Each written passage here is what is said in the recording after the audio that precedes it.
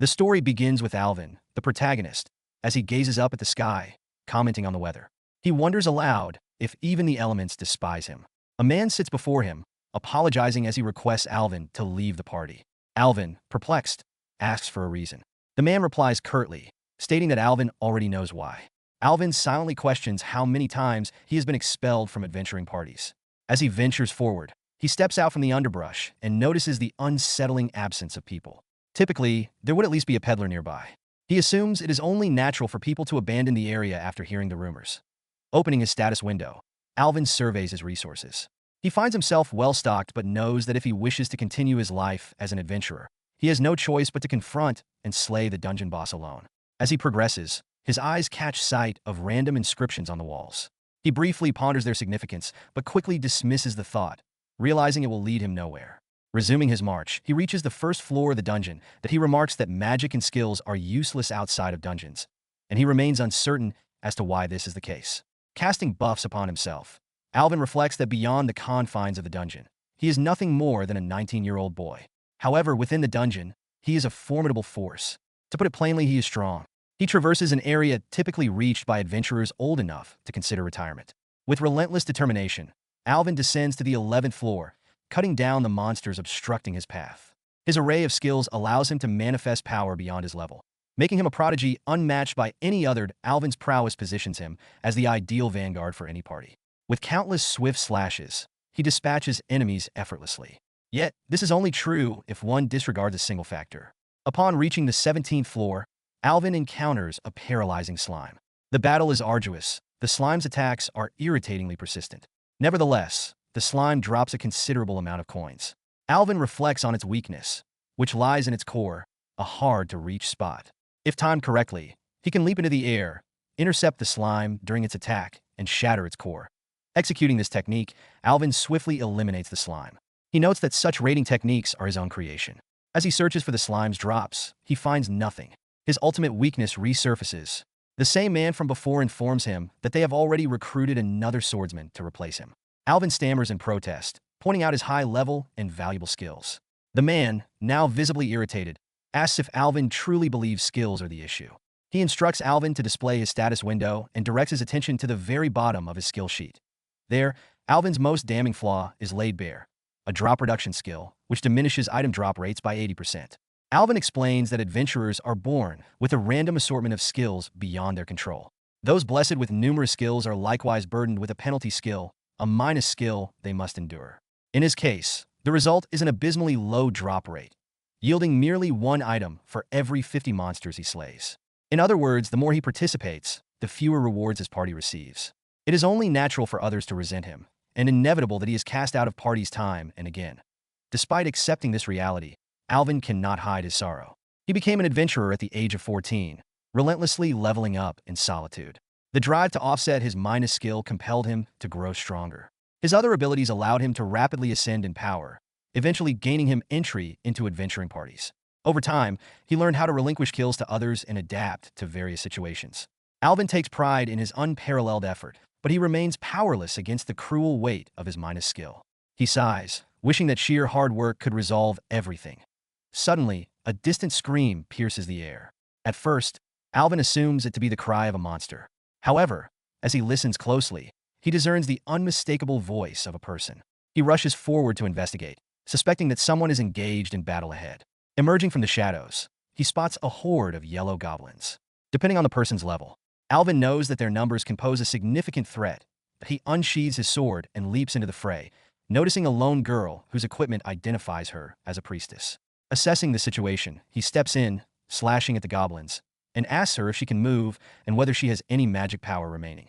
She nervously replies that she does, prompting him to instruct her to stand up and correct her stance. Apologizing for causing him trouble, she stammers, but he calmly tells her to relax, adding that as fellow adventurers, they are in the same boat. Stunned by his words, she nods, and he advises her to heal herself first and prioritize her own safety. That as he continues fighting through the goblins, it troubles him to find no sign of her party members.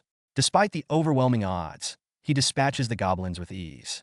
Suddenly, an arrow flies toward him, which he effortlessly parries, and another horde of goblins emerges.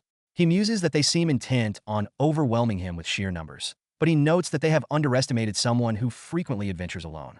Activating his skill, Zantetsu, he cleaves through their shield with a single slash. Spotting the last goblin charging at her, he warns the priestess, but she surprises him by bashing it on the head and delivering the killing blow herself. As they notice the loot drop, she laughs awkwardly, relieved they managed to defeat the goblins. They retreat to a safe zone, where she bows deeply and thanks him, introducing herself as Cocolle, a priestess. Alvin introduces himself in return and asks why she is alone, speculating whether her party members perished. She clarifies that her companions did not die. She had been alone from the start. His shock is evident, as this is his first time encountering a priestess venturing solo in such a dangerous area. Cocolle explains that she has yet to find anyone willing to party with her. Alvin expresses concern, calling her actions reckless. She falls silent for a moment before brushing off his words and sitting beside him, deciding it would be easier to show him the truth rather than explain it. Alvin is startled when she reveals her status window, warning her that she should not be so trusting with someone she just met. However, she assures him that it is fine. When he glances at her stats, he is dumbfounded to see she is level 80. Embarrassed, he questions whether his assistance was even necessary. Nervously, she insists that he is her lifesaver, admitting that this was her first time being caught off guard while adventuring solo. She urges him to inspect her skill sheet, where he notices her impressive array of abilities. She reveals that she has 11 skills in total, and she thanks him for the compliment. However, his gaze falls upon one skill in particular, Usurper of the Severed Head, a name he has never encountered before. Cocolle explains that it is a minus skill, responsible for her unusually high level. Alvin listens, intrigued and concerned, as she elaborates on its effects. The skill causes her to gain experience, as though she killed any monster defeated by her party members. Alarmed, Alvin asks whether the actual person who dealt the killing blow gains any experience. Cocolle hesitantly admits they do, but only occasionally. The real issue, she explains, lies in the kill bonus. Alvin begins to grasp the implications of her words as she describes how this skill significantly slows the leveling process for her party members. Understanding now why she was ostracized, Alvin asks whether she could join a party focused on selling items rather than gaining experience, emphasizing her value as a high-level healer. Cocolle shakes her head and reveals an additional penalty of her minus skill. It nullifies other party members' skills related to drops and experience. Showing him the full description of Usurper of the Severed Head, she further explains that the skill not only steals experience, but also negates the utility of her companion's useful skills, making it a crippling disadvantage in any group. Alvin falls silent, torn between empathy and the weight of her situation. Before he can respond, Cocolle apologizes for suddenly burdening him with her troubles. Then, as if grasping at hope, she hesitantly asks whether he knows about the rumor of Setting Sun Dungeon and its boss, which supposedly drops an item capable of erasing skills. She continues, explaining that she came here in pursuit of that item, though she knows she won't be able to kill the boss alone.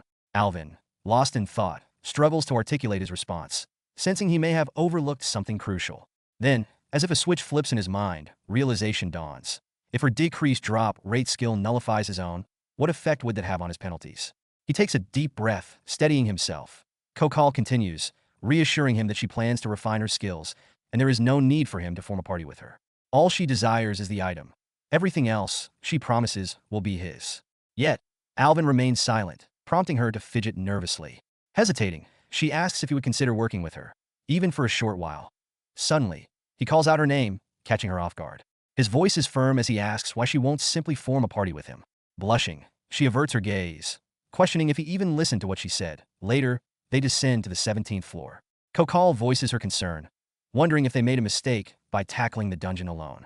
Alvin reassures her, unfazed by the potential negative effects of her skill. He insists he only needs her to accompany him for 2 or 3 more battles. She offers to cast a buff, and he freezes in surprise. His eyes glisten, overwhelmed by gratitude. Before he can respond, she calls his name sharply, pointing ahead. Alvin glances up, realizing too late the presence of another paralyzing slime. He readies his sword, silently praying his hypothesis holds. With one decisive strike, he shatters its core. Coins rain down in abundance, leaving them both speechless. Cocolle marvels at his technique, while Alvin stares at the pile in disbelief. Determined to test his theory further, he sets his sights on a group of yellow goblins. Each strike yields more loot, items clatter to the ground, and Cocolle discovers a rare potion among them. Still unconvinced by his own luck, Alvin slays an electric spider, prompting Cocolle to retrieve a glowing lightning ball. She remarks on his streak of fortune, but Alvin only stares at her, stunned. Curious, she tilts her head, wondering why he looks so bewildered. Abruptly, he calls her name again, startling her. She instinctively apologizes, assuming she has annoyed him. Instead, he grins with uncontainable excitement and asks once more if she will form a party with him. Blushing profusely, she stammers, asking if they aren't already in a party. Realization dawns on Alvin, and without hesitation, he asks her to stay by his side forever. Her face flushes deep red at his sudden confession. She struggles to respond, reminding him they only just met. But Alvin presses on, insisting that, regardless of time, she has already laid everything bare before him. Speechless, she stares at him, unable to process his words. He calls it fate, though she flusters at the notion, unable to fathom how he could believe such a thing. Still blushing, she points out that she hardly knows him. That a moment passes before Alvin confesses that he, too, possesses a minor skill. Unlike hers, however, his is neither rare nor valuable. Cocolle freezes, astonished to learn he suffers from drop rate reduction, a skill she had only heard of in whispers. She finds it hard to believe it is classified as special, realizing just how much he must have endured to survive this long. Alvin discloses that he was recently expelled from another party. Understanding flickers across her face. Quietly, she asks if his goal mirrors her own, and he nods. Then, a realization strikes her. Despite everything, Luke continues to drop at normal rates. Alvin explains that it is all thanks to her skill. Cocolle stiffens, struggling to comprehend his words. Her skill has only ever caused hardship for others. Even now, she insists no kill bonus has been applied. Alvin confirms this, pointing out that no drop-boosting skills, like those her former party members wielded, have activated either. Flustered, she protests that troubling him further will do no good. But Alvin shakes his head. He explains that his drop reduction did not trigger, and as long as they remain together, he can function as an ordinary swordsman. Realization flickers across her face. Perhaps Alvin recognized the value of her skill because, for once, it benefits someone. Still, Cocolle's mind lingers on his earlier words. Hesitantly, she asks what he meant by staying together forever. Alvin's gaze softens as he elaborates. He wants to continue adventuring with her, even after the dungeon raid ends. Her heart skips, and she blushes once more. Noticing her expression, Alvin tilts his head and asks if something is wrong. Cocolle brushes it off with a chuckle, smiling faintly. She confesses that, for the first time, she feels as though her skill has a purpose.